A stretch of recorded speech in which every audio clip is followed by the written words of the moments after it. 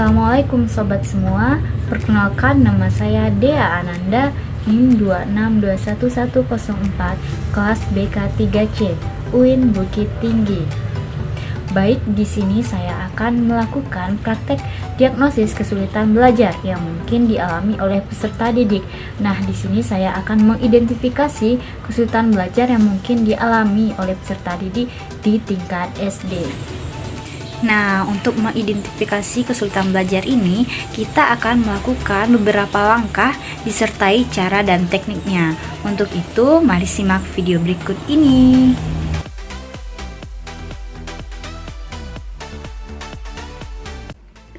Kita sudah sampai di gerbang SDN 06 Batu Taba, Kecamatan Ampe Angke. Mari kita masuk.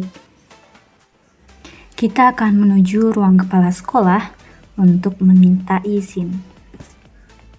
Saya pun memperkenalkan diri dan menjelaskan tujuan ke sini, yaitu ingin mengidentifikasi kesulitan belajar yang mungkin dialami oleh peserta didik di sini. Kepala sekolahnya pun menerima dan mengizinkannya. Langkah pertama, identifikasi kasus kesulitan belajar. Langkah pertama adalah mengidentifikasi kasus kesulitan belajar, yaitu kita akan menemui dan menandai mana peserta didik yang diperkirakan mengalami kesulitan belajar. Di sini dapat kita lakukan dengan cara melihat ledger nilai. Apakah peserta didik ini nilainya di atas KKM atau di bawah? Di sini saya meminta ledger nilai kelas 3, yang mana wali kelasnya adalah kepala sekolah itu sendiri.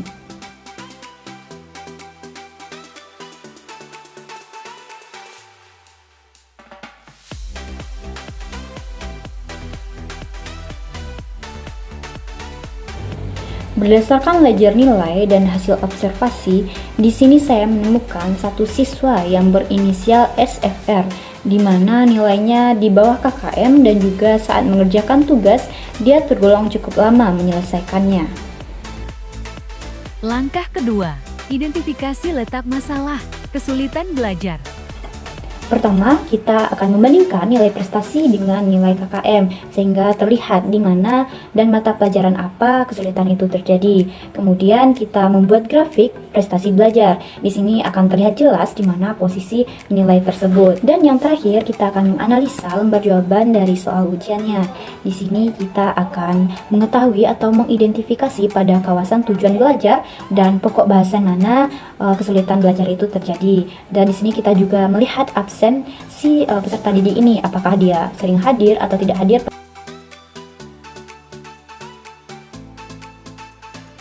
Pada tabel ini terlihat peserta didik mengalami kesulitan pada mata pelajaran matematika dan SBDP. Terlihat ada 2 mata pelajaran yang di bawah KKM atau merah, dan 3 mata pelajaran lagi itu pas di batas KKM, dan satunya hanya lebih 1 angka, 76. Jadi yang di bawah KKM itu ada 2 orang, soal matematika sama SBDP yang waktunya ujian itu Pak, sama lembar jawabannya. Di sini terlihat peserta didik ini mengalami kesulitan belajar pada bidang matematika, yaitu pokok bahasanya itu satuan bilangan, penyembelahan dalam bentuk soal cerita dalam tabel, selanjutnya pembagian dan pembagian dalam bentuk soal cerita. Kemudian pada bidang seni budaya, di sini peserta didik mengalami kesulitan pada hiasan dekoratif, tanda birama, ketukan pola irama, gerakan yang cocok mengiring lagu, teknik mengunting kertas dalam kolase. Langkah ketiga, identifikasi faktor penyebab kesulitan belajar. Tujuan membagikan sosiometri agar kita dapat mengetahui bagaimana posisi peserta didik ini di dalam kelas, baik itu dalam belajar maupun bermain. Dari hasil sosiometri peserta didik SFR, yaitu pada nomor 21, di sini terlihat yang memilihnya ada 1 orang, dan di sini juga mereka saling klik.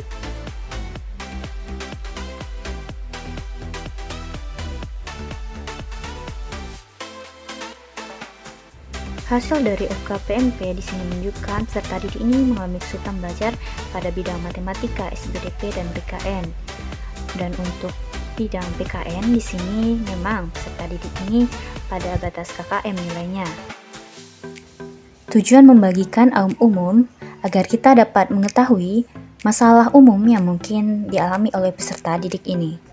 Dari hasil pengolahan aum umum terlihat bidang masalah yang tinggi yaitu pada pendidikan dan pengajaran, yaitu sebanyak 20%. Itu pada nomor masalah 20 dan 40. Secara berurutan, masalah yang dialami peserta didik ini yaitu sering dimarahi orang tua, bertengkar dengan adiknya, kemudian mengalami gangguan atau sakit mata, tidak disukai oleh teman, khawatir tidak dapat melanjutkan pelajaran, nilai-nilai di sekolah rendah, dan juga mengalami kesulitan karena terpaksa mengingkari janji. Tujuan membagikan aum PTSDL agar kita dapat mengetahui masalah yang mungkin dialami peserta didik dalam belajar, baik itu keterampilan, sarana, diri, ataupun lingkungan dan lainnya.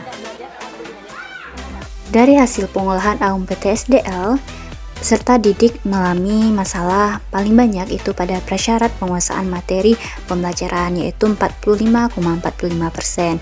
Kemudian baru diikuti keterampilan belajar dan juga diri sendiri. Sedangkan untuk sarana belajar itu malah 100% sudah mantap mutunya. Dan masalah lingkungan pun tidak ada. Beberapa masalah peserta didik yaitu PR yang diberikan guru itu tidak dipahaminya. Kemudian untuk mengikuti pelajaran besok harinya dia tidak mengulangi pelajaran sebelumnya. Dan juga di dalam kelas dia tidak suka bertanya kepada guru. Kemudian dia tidak mencatat hal-hal penting dari isi bacaan yang dia pelajari. Nilai ujian atau ulangan dia itu rendah karena kurang menguasai pelajaran, dan juga saat dia tidak masuk kelas, dia tidak meminjam atau mempelajari buku catatan teman. Dia jarang membaca terlebih dahulu bahan pelajaran yang akan diajarkan oleh guru. Kawan bermain, kalau di Maninjau dulu enggak, dia di rumah aja. Biasanya di rumah aja. Ya, dia bisa bersih. Dia kan kelainan mata bawaannya, yang udah bawa dari lahir. Ayahnya juga kayak gitu, ada yang keturunan gitu kan. So, ini aku apa kesulitan di kesehatan matunya. Cuma itu nampungnya juga pemain tidak, pokoknya mainnya aku kurang fokus. Kalau misalnya dia nggak KPR, biasanya dia agak sulit diminta untuk buka buku lagi. Kalau dia KPR, dia pengen dia main. Itu dari Bandung, jarang dia demam. Kalau seperti ini, kalau yang beda dari anak yang lain itu cuma makannya. Kamu udah tahu loh,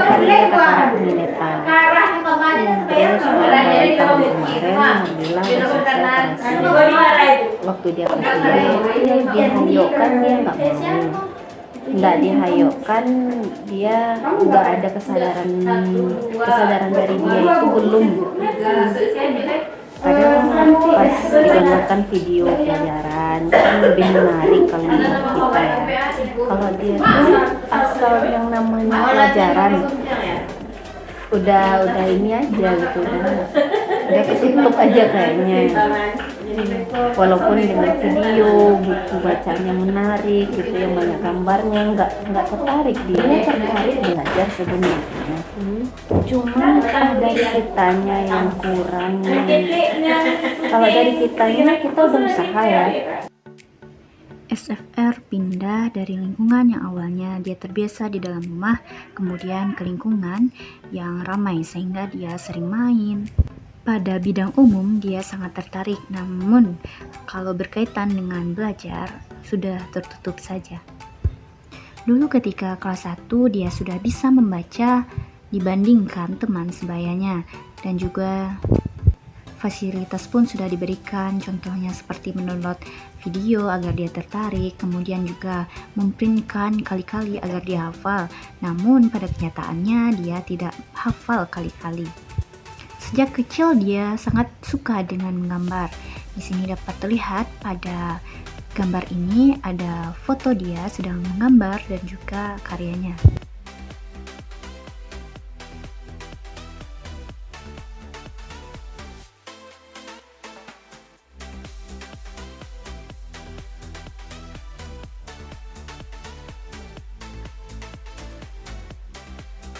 Itu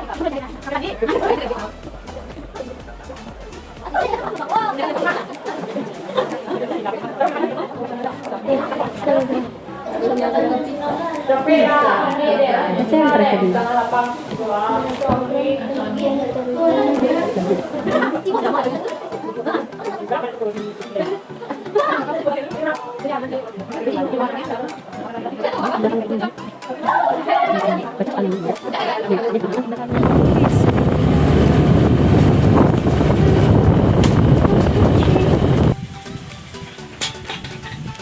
Hai, hai. Yuk. Kemana kita?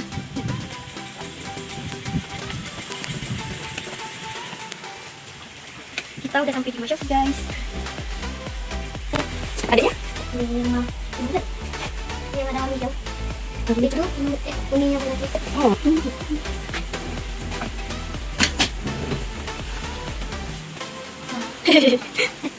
Lagi. Masih ada Enggak apa-apa lah. Enggak kakak tukang video aja. Itu pelajaran apa yang susah bagi Shoki? matematika kadang, terus bahasa Indonesia KTM. Kenapa susah? Belum belajar. Kurang belajar. Kalau di sekolah? Ya. Kalau teman di sekolah gimana? Dia belajar menyelesaikan tugas. Siapa teman Shoki di kelas? Hah? Siapa teman Shoki di kelas? Ini ada Fatwi, Razmi, Azam, Heri, Timo, Nikola Zakiri, Yang lebih dekat sama siapa? sama Faizal. Oh. Yang dekat di samping kiri. Ada nggak yang berkelahi atau usil sama Shoki itu? Siapa? Gimana biasanya dia usilnya? Nanti itu ada begini. Tuh kayak gini kan, berapa sebenarnya? Tutupnya lagi itu yang berapa kan? Tuh, bawah nggak ada pakai gitu kan? Nanti lagi yang Terus kali-kali berapa yang hafal sama Shoki? 5. 5. Kali-kali berapa aja? 1 sampai 5. Ya, Kali-kali 6 nggak hafal. belum. Siapa? 1 kali 6 6, 2 kali 6 12, 3 kali 6 18, 4 kali 6 24, ya kan? 5 kali 6. Nah, sampai situ baru agak bingung dikit. Gak ingat lagi. Udah, hitung selesai. Di sepeda sama berenang. Kalau berenangnya di mana biasanya? Ada yang kayak gini, ada yang kayak gini. Enggak, maksudnya tempatnya. Di kolam atau tempat berenang. Ini tempat berenang. Di mana biasanya? Di si Kabu kata tahu kan? Oh, tahu. Itu sama Bunda semuanya ikut pergi. Ikut. Minggu kemarin Shoki kemana? Minggu kemarin, Ya minggu. nggak ada mah rumah aja, nggak ada teman bosan. Terus ngapain aja di rumah? Nonton TV, ada belajar gambar. Belajar gambar. Enggak belajar matematika atau yang lain. Nggak belajar materi. Kenapa nggak belajar materi? Kurang suka. Kurang suka, harus suka lah. Kan tujuan belajar di sekolah kan itu. Kalau menggambar itu seperti bakat kita. Kak juga suka gambar. Makanya yang kemarin Kak buat itu. Tapi ada itu enggak? Misalkan kalau ada masalah di dalam diri Shoki atau enggak ada kebutuhan Shoki, misalkan Shoki pengen ini atau bagaimana. Coba cerita sama kakak. Atau ada masalah Shoki yang lain atau di sekolah atau masalah belajar, kenapa Shoki malas belajarnya? Enggak ada masalah satupun. Enggak ada masalah satupun. Tapi belajarnya, gaya belajarnya. Ya belajar tuh, misalkan Shoki tuh malas belajarnya. Kalau gaya belajarnya Lalai. tapi aku pakai pensil tuh agak suka nulisnya tadi. Kalau kan ada pena, makanya aku pakai pensil supaya melatih kecepatan menulis pakai ini. Kalau pakai pena nanti kan kayak gitu, kayak tadi salah. Kan nanti kan akhirnya pakai pensil kan jadinya. Iya.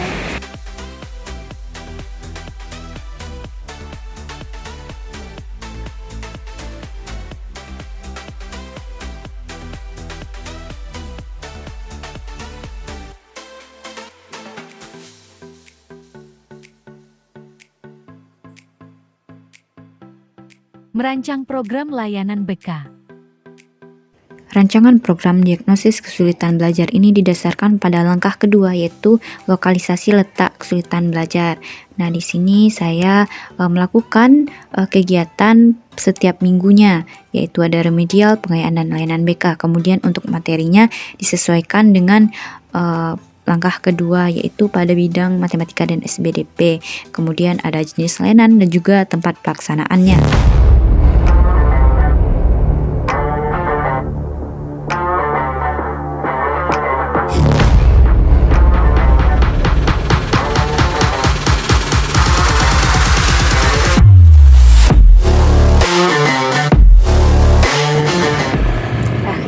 Bareng Syauki deh.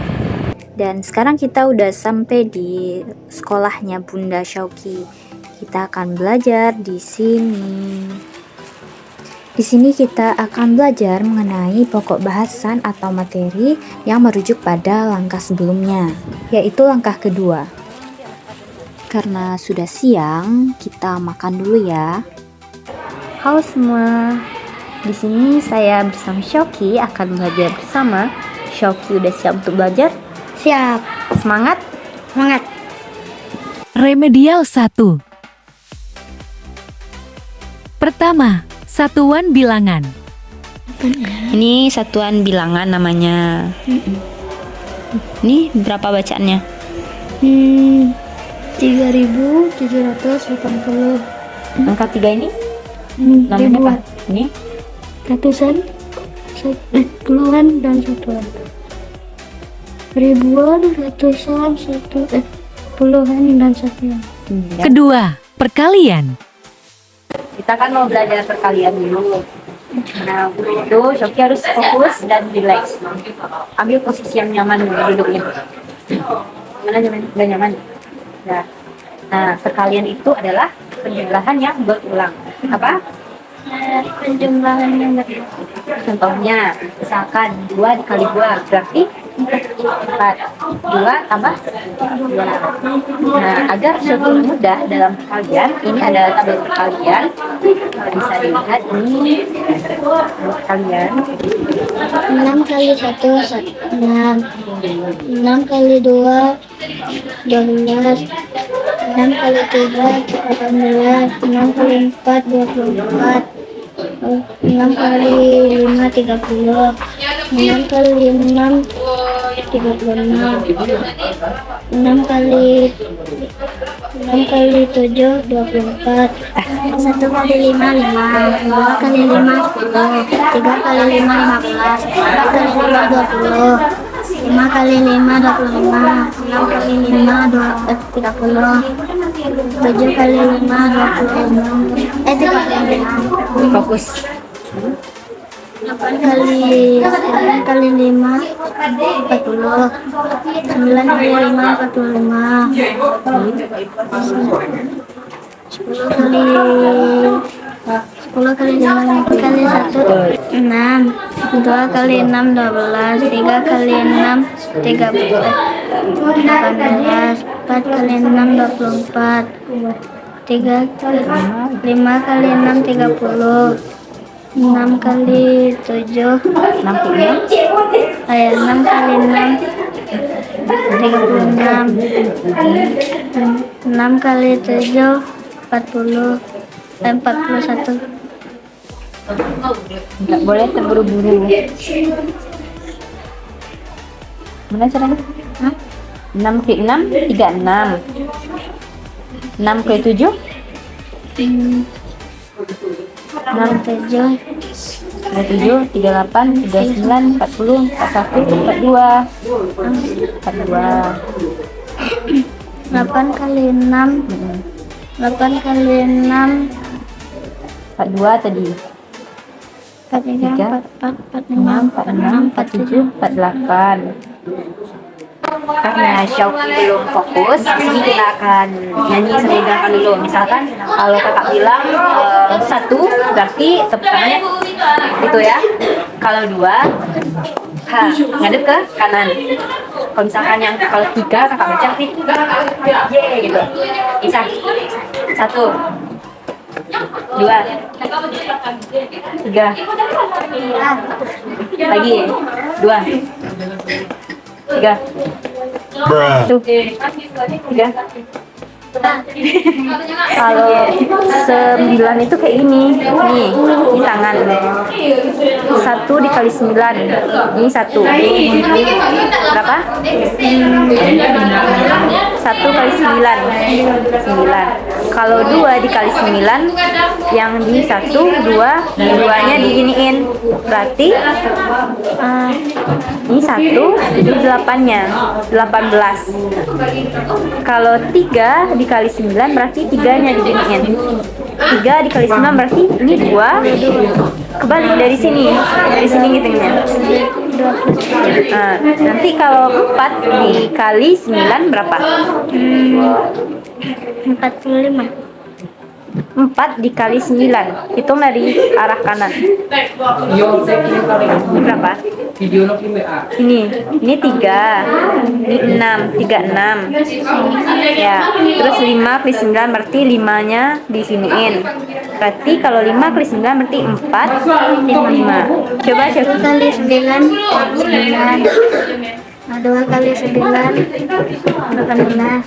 3 kali 9, 27. 4 kali 9, 46. 4 kali 9. 36.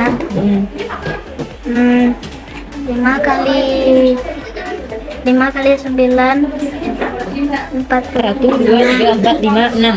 6, 1, 2, 3, 6, 3. 6, 3. 8 ke 9. 8 kali 9, 72. Lanjut. 9 kali 9, 81. 10 kali 9, 90. Tuh. Udah, bisa.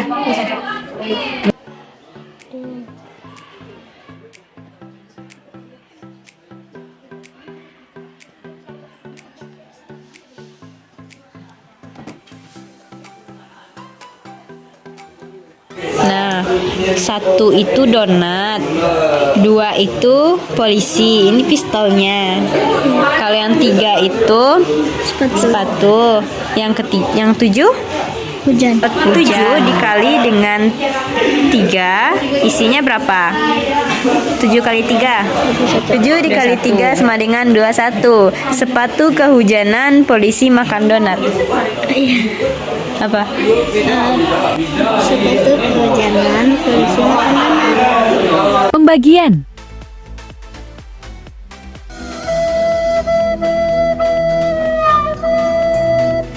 Kita lanjut belajar pembagian. Bagian sini ada apa ini?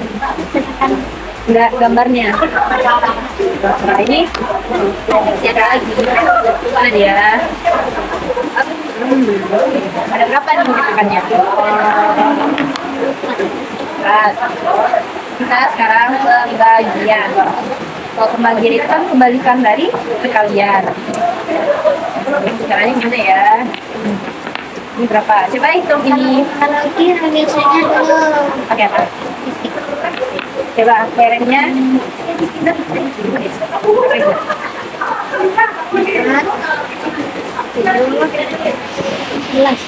11. Tambah biar jadi 25.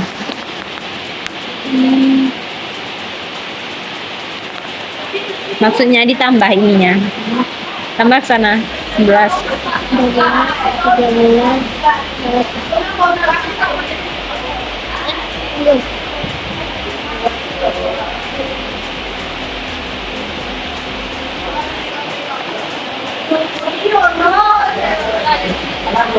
Ini susah.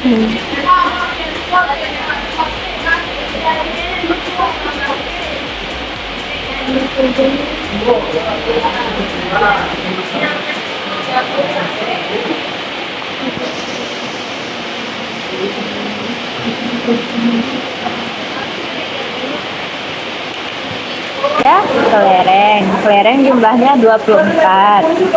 Nah, coba bagikan kepada tempat ini.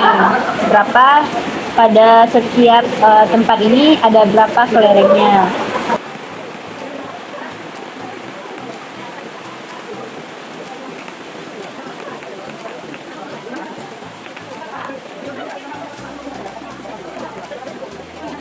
Berarti 24 bagi 4? 24 bagi 4, 6. 6. Bagi 4 7.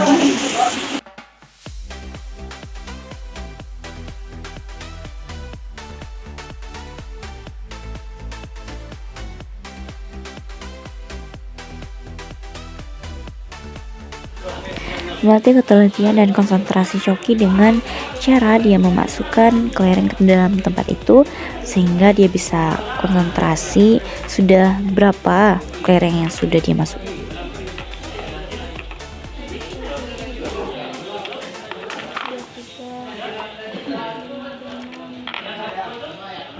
Dibagi 6 berapa? Udah pernah belajar nih? Udah. 3 dibagi 6 bisa nggak? 5 ke 4 20. Nanti kalau ada pertanyaannya 20 dibagi 4 bagi, berarti jawabannya 20 bagi 4 bagi 4, 5. Temennya, makanya Choki harus hafal kali-kali dulu. Nih 111 enggak 313 dibagi 111 berapa? Kayaknya bukan 313. 333. Salah ngomong. 333 dibagi 111 berapa? Itu mudah loh. 111 dikali berapa isinya 333?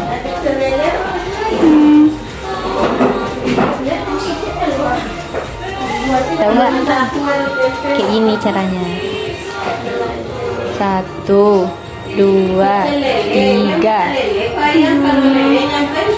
Kan iya tuh 111 ini 3 kan, ini 1, 2, 3 buah, berarti 3, berarti 111 dikali 3 333. 333 lagi. Coba ini. Berapa? 111 dikali 3 kah, kali 5, kali 6, biar bisa jadi 404.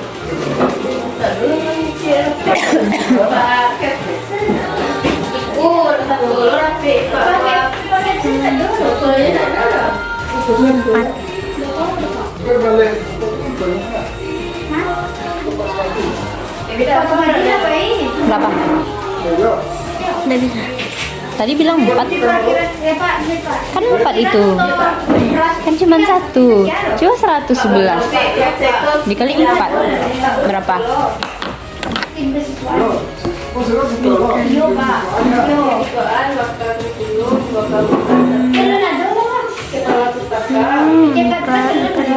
404.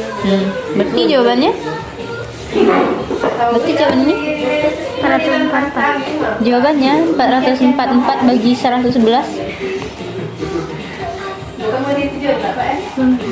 4. Kenapa 4? Itu kan kebalikan dari perkalian. 444 bagi 111 4. 4 kali 111 494. Nah, lanjut. Ini 464 bagi 4 caranya. 464 dibagi 4. Perhatikan ya. Ini yang pertama dulu. 4 dibagi 4 bisa. 4 bagi 4 berapa?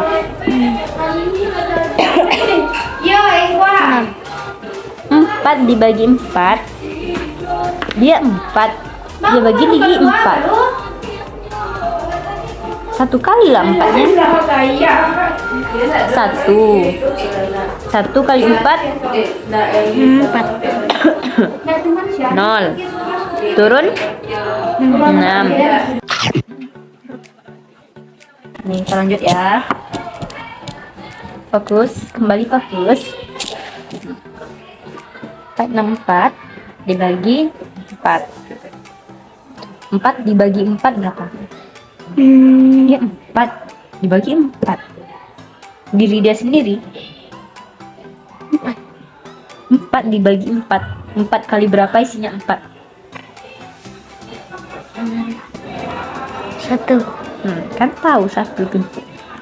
1 kali 4 turun 6. 6 bagi 4 6 bagi 4. Tahu.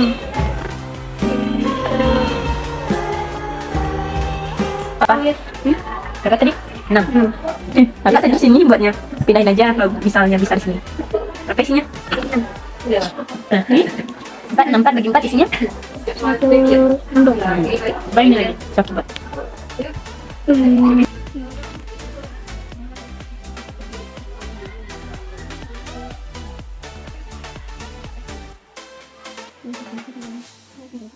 Keempat, hiasan dekoratif.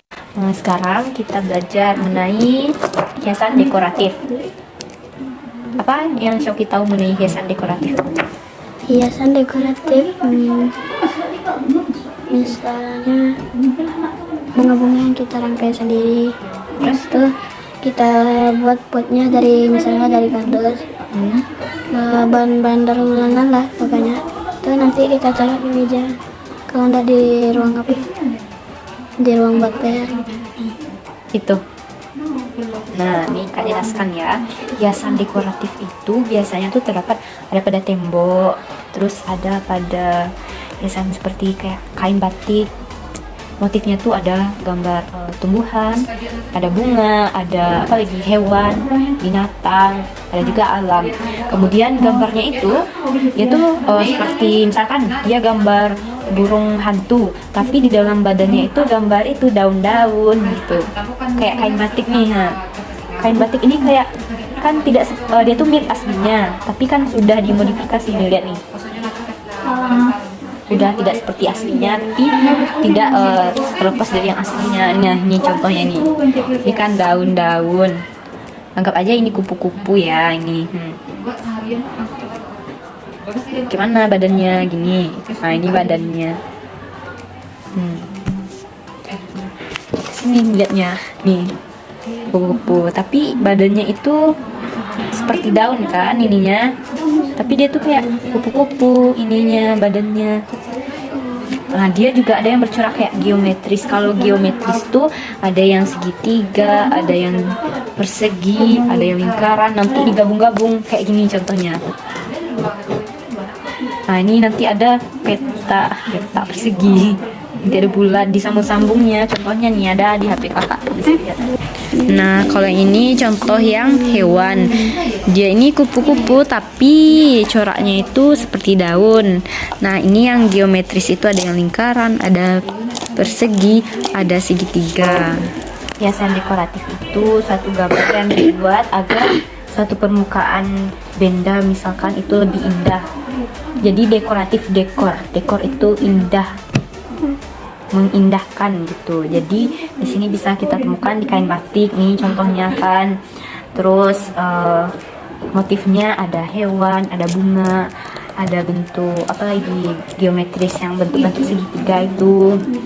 Terus gambar ini bertujuannya untuk apa? Dekoratif tuh.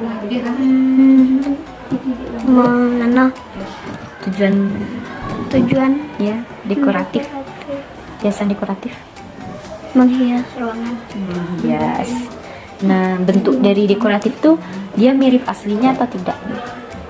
Misalkan dia gambar hewan, kupu-kupu, terus di dalam kupu-kupunya itu ada gambar tumbuhan. Ya, dia menyerupai aslinya. Sampai sini Shoki paham? Apa yang dipahami?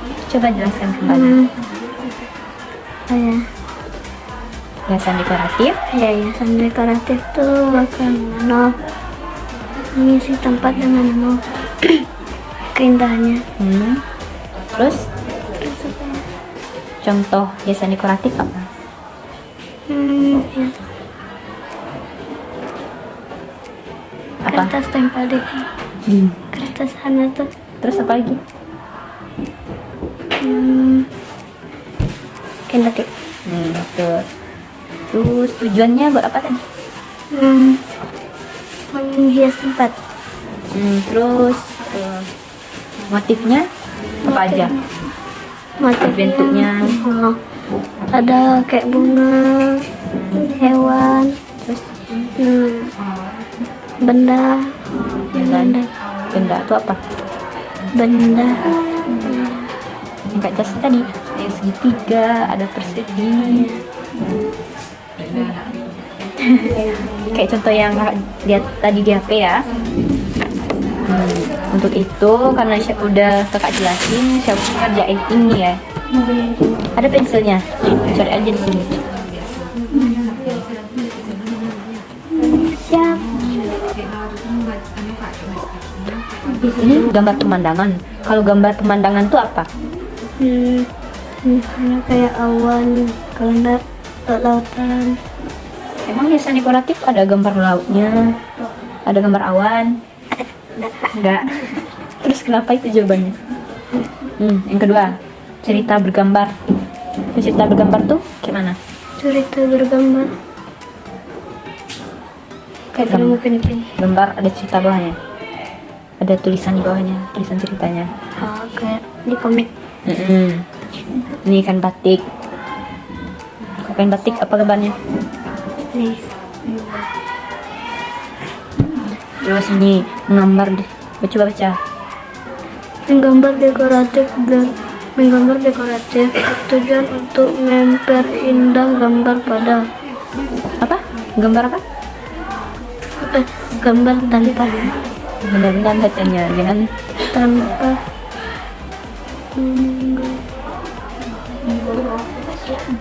menggambar dekoratif untuk memperindah gambar tanpa memperhatikan bentuk aslinya. Berarti kalau tanpa memperhatikan bentuk aslinya, dia gambar tapi tidak dia lihat aslinya. Misalnya dia buat tumbuhan, misalnya dia buat daun, dia mau buat hiasan dekoratifnya, nggak dilihatnya daunnya gitu.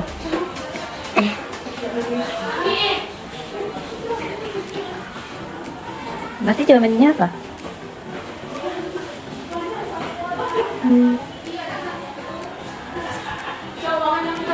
C. Menggambar dekoratif bertujuan untuk memperindah gambar tanpa menyerupai bentuk asli. Lebih tepatnya itu yang ini. Kenapa yang ini? Dia memang tidak menyerupai bentuk asli, tapi kan mirip. meninggalkan bentuk asli. Gambar dekoratif itu seperti ini daun.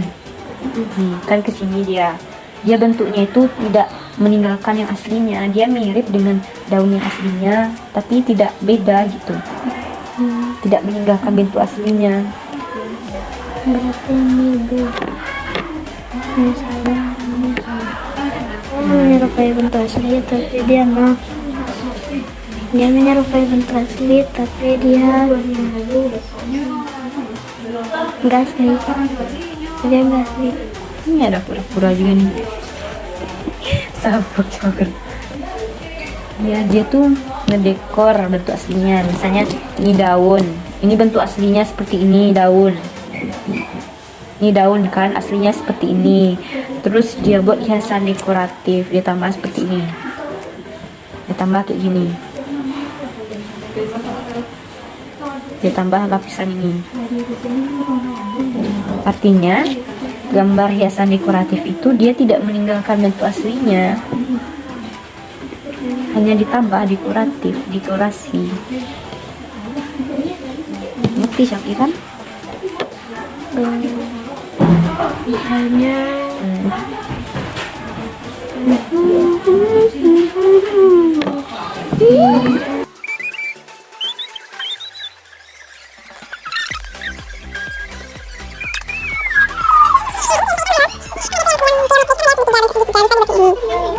kan didekorasi, dirubah tapi tidak meninggalkan aslinya. Ini kayak gini kan kita Syaki. Nah, mana tahu di ininya tuh kita jadi daun matanya. oh iya. Kayak gitu dekoratif itu. Birama, irama, Pola irama. Nah, jadi yang birama itu yang ini, yang di sudut sini, temponya itu sedang. Terus nih, kan ada lagunya ini, yang di atas ini namanya pola irama. Pola irama itu panjang pendeknya.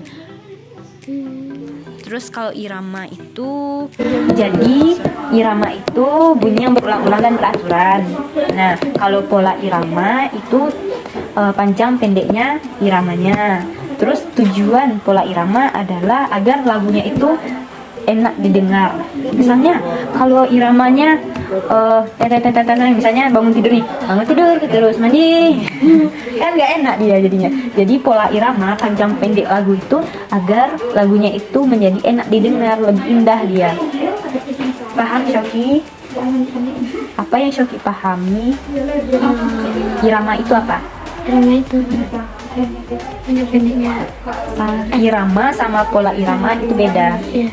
Kalau irama itu bunyi yang beraturan, berurutan, berulang. Irama adalah bunyi yang berulang-ulang dan beraturan. Kalau pola irama itu panjang pendeknya satu irama ini yang dihitung dengan ketukan. Ini kan ketukan ini.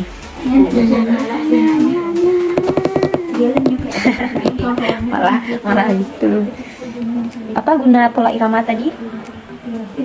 Biar lagunya Terasa terdengar indah. enggak. Kalau misalkan pola iramanya itu tidak bagus, misalnya bangun tidur, misalnya kan pola iramanya satu terus bangun tidurku terus kan nggak enak didengarkan.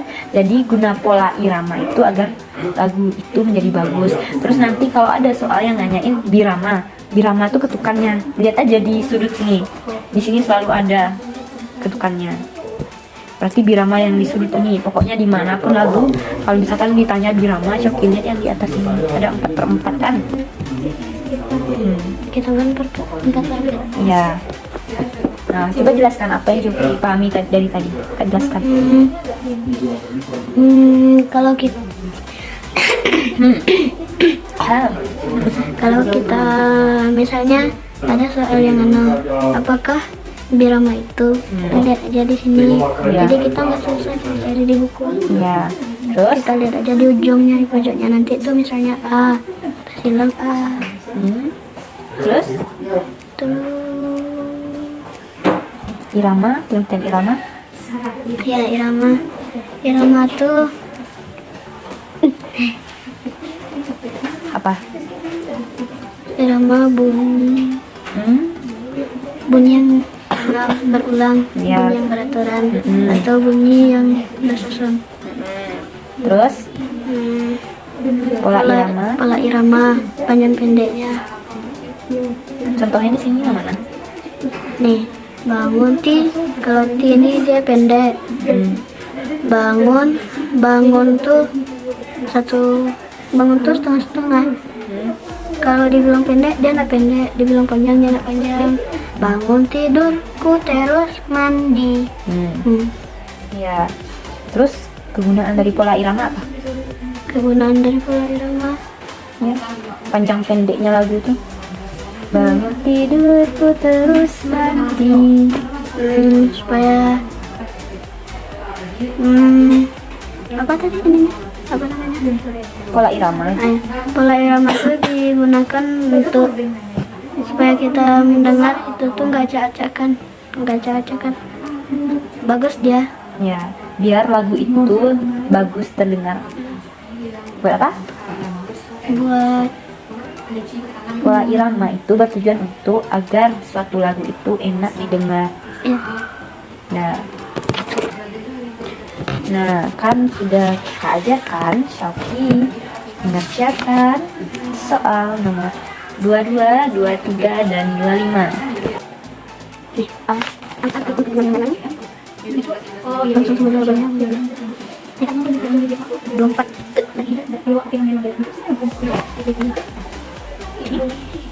Oh iya. Panjang pendeknya bunyi yang dapat dihitung berdasarkan ketukan disebut. Keenam, Gerakan yang cocok dengan lirik lagu. Ada kan lagu itu, apa? Lagu teko teko teko tek, anak ayam turun berkotek, kan ada tuh. Jadi kan itu dalam nyanyi itu kan ayam. Jadi gerakan yang bagus buat nyanyi ini yang gimana?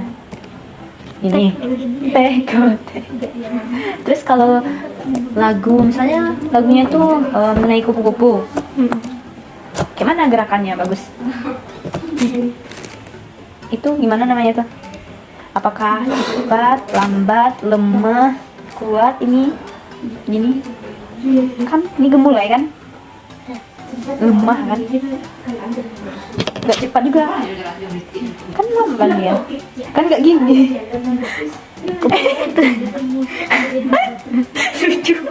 Lucu ada yang kan pelan ya kan? Pelan kan? Gak gini kan? Ada yang kayak gini, yang sekunjung. Jadi kebanyakan gimana kuku-kukunya? Itu lemah atau cepat?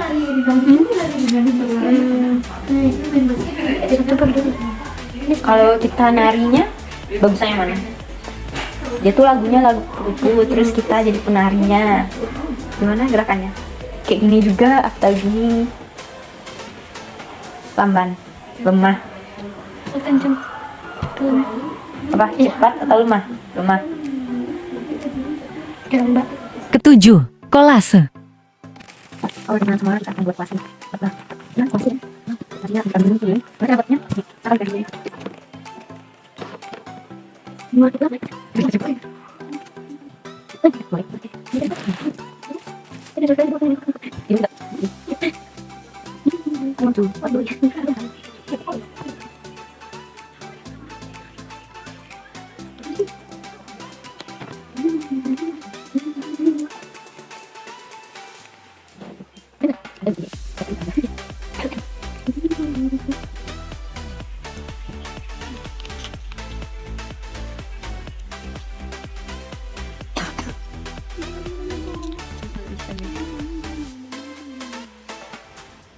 Berdasarkan remedial pertama yang sudah diberikan kepada Shoki yaitu pada mata pelajaran matematika dan SBDP.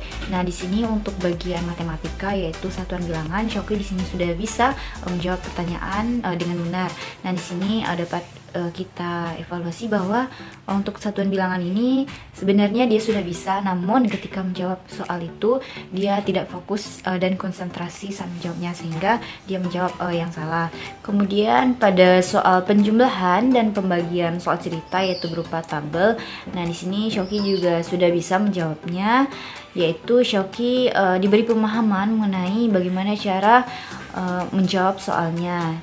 Nah, di sini pertama kali Shoki harus bisa memahami perintah soalnya, baru bisa dikerjakan bagaimana cara penjumlahan dan pembagian tersebut. Kemudian pada mata pelajaran SBDP yaitu mengenai hiasan dekoratif, kolase dan juga tanda irama dan birama. Nah, di sini Shoki sudah bisa menjawabnya dengan benar, dan ketika ditanya dia sudah bisa menjawab pertanyaan tersebut dengan benar. Nah, di sini Shoki hanya perlu untuk memahami dan menghafal pembahasan tersebut sehingga dia bisa menjawab soalnya.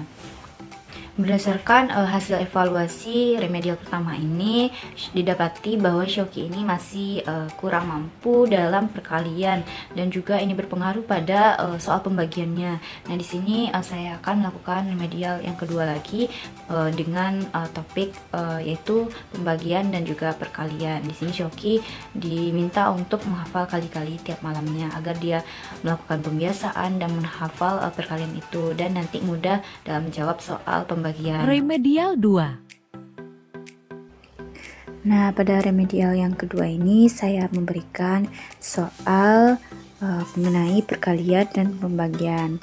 Nah, di sini Shoki diminta untuk menjawabnya dengan benar.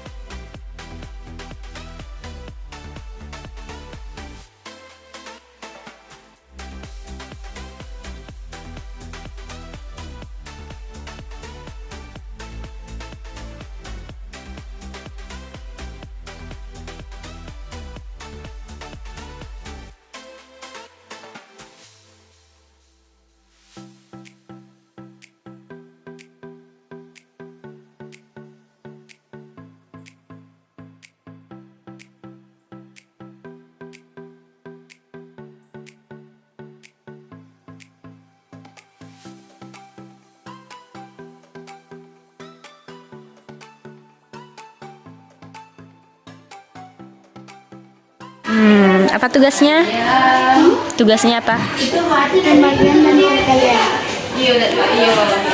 Remedial yang kedua yang diberikan yaitu perkalian dan pembagian. Shoki sudah mampu untuk menjawab soal dan juga menghafal kali-kali. Nah, di sini saya memberikan tugas perkalian dan pembagian yang akan diperiksa minggu depan untuk mengetahui apakah Shoki ini rentang ingatan dia dalam perkalian ini sudah paham atau sudah sampai mana. Halo, di sini kami akan belajar sama Shoki, tapi makan dulu ya. Berdasarkan tugas yang telah diberikan kepada Shoki pada minggu lalu, di sini yang pertama yaitu pembagian. Shoki sudah mampu menjawab pertanyaannya dengan benar. Kemudian dilanjutkan dengan perkalian, yaitu perkalian 6.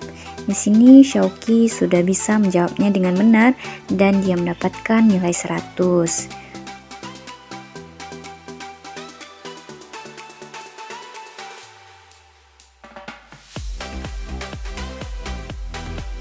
Yang kedua yaitu perkalian 7. Nah, di sini Shoki juga sudah menjawabnya dengan benar. Baik, pada hari ini kita akan belajar apa sekarang? Matematika. Shoki udah siap untuk belajar? Siap. Gimana siapnya? Siap. Semangat ya. Kemarin kan kakak ada ngasih tugas matematika perkalian berapa ini? 8, 7 sama 6. Coba kakak tes kali-kali 6. Sebelumnya, Shoki diminta untuk membiasakan menghafal kali-kali tiap malam hari. Nah, pada minggu ini, mari kita tes bagaimana hafalan Shoki mengenai perkalian.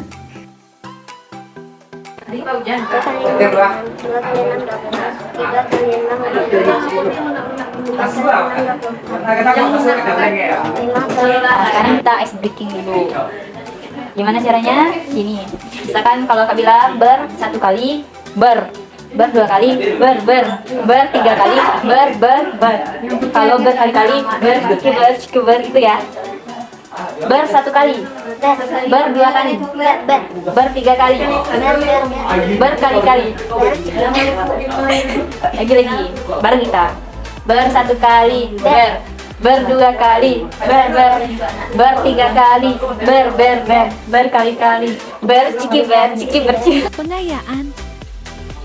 Selanjutnya, pemberian pengayaan pada Shoki berupa pengembangan soal dari pembagian. 8 kali 6 berapa? 8 kali berapa?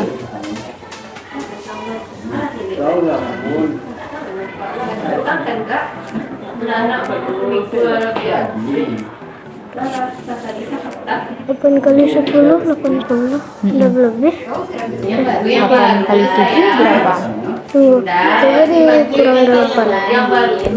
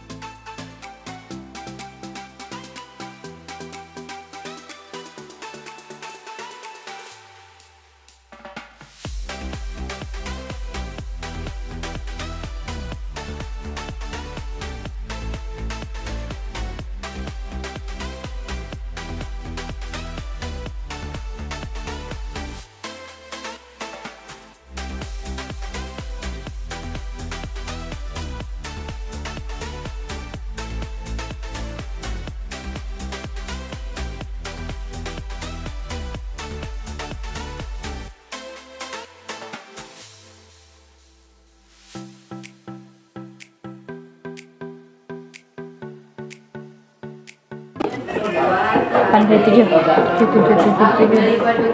Tunggu. 8 kali 7. Ada 7 di 8-nya. Ada 7 di dalam ini. 14 tambah 14 28. 28 tambah 28. berapa? 6. Tunggu.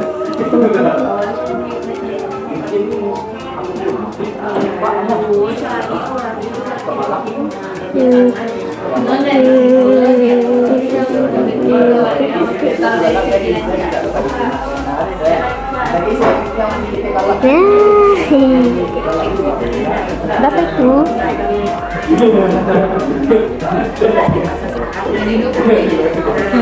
Jadi 4 kali 8 4 kali 7 Apain 4 kali 7? 4 kali 7 24 28. Tapi 8 tadi 8 ada 7 nya. 8 kali 7 Iya, nggak boleh salah-salah gitu. Salah satu, salah semuanya. 7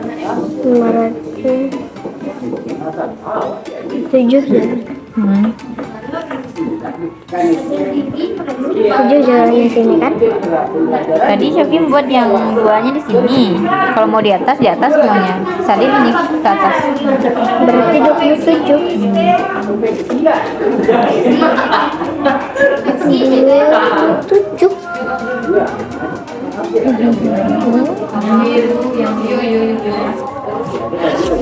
Kayak kita jalan tikus kan, misalnya ada jalan raya macet, terus kita lewat jalan tikus, jalannya kampung, biar kita sampai tujuan.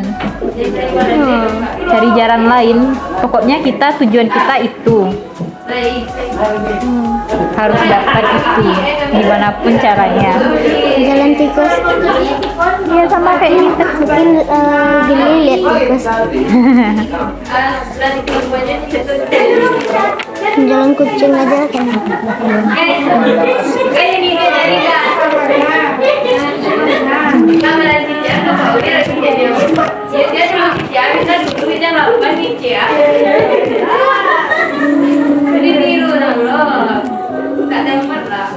Tepuk anak cerdas. Tepuk anak cerdas. Aku anak cerdas. Berprestasi. Yes. Tanganku ada 2, tangan kanan 1-an, tangan kiri puluhan, 2-2 digenggam. Nyanyi lagi. Gimana? 1 tusuk 1 gimana? 1 tusuk 1, 2 gunting, 3 garpu, 4 si kecil, 5 si gendut, 6 si pistol dor. Kalau 7 si siapa? Siapa ya? Siapa? Nggak tahu. Berdasarkan pengayaan yang telah diberikan pada Shoki, yaitu pengembangan soal dari soal sebelumnya, di sini Shoki sudah bisa menjawab pengembangan soal ini, yaitu soal baru dari soal yang sebelumnya.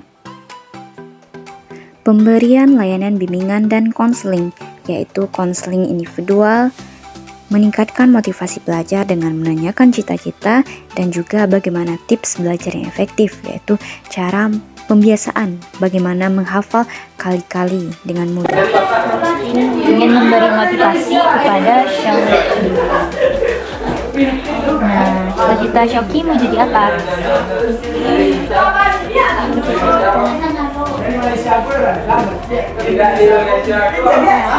Tentara.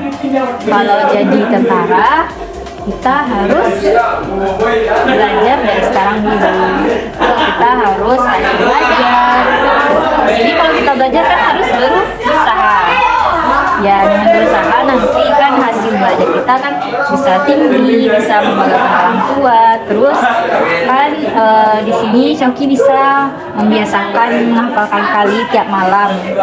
Sebelum tidur Shoki menghafal misalkan malam ini kali-kali 6, terus malam besoknya lagi Shoki ulang kali-kali 6 lagi. Apakah udah lancar atau belum? Terus malam besoknya lagi baru lanjut lagi kali-kali 7.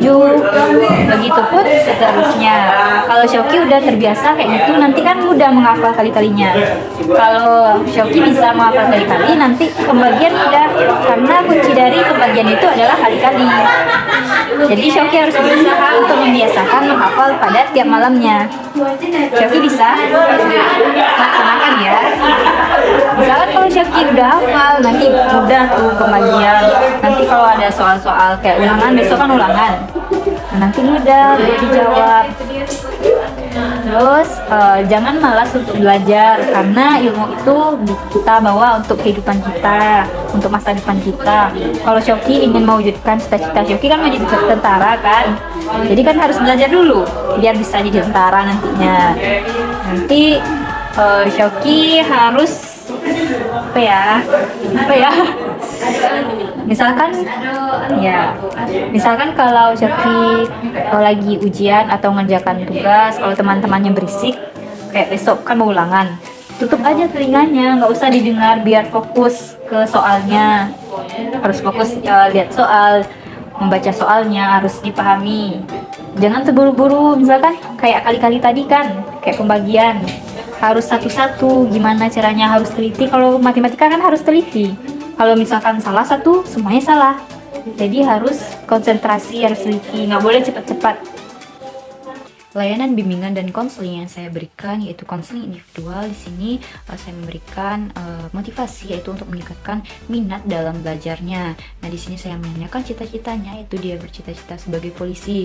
Nah, di sini saya menjelaskan bahwa proses ketika dia ingin mencapai cita-citanya sebagai polisi itu dia harus melalui proses belajar, sehingga di sini dapat menjadi dorongan untuk dia agar dia giat belajar. Kemudian saya juga memberikan tips belajar, yaitu ketika menjawab soal ujian atau soal ulangan. Nah, di sini caranya kita harus fokus dan teliti, jangan terburu-buru dalam menjawab agar jawaban yang kita pilih itu terjawab dengan benar, dan juga agar Shoki ini lebih terbiasa untuk menghafal kali-kali tiap malamnya. Ketika waktu luang dia harus belajar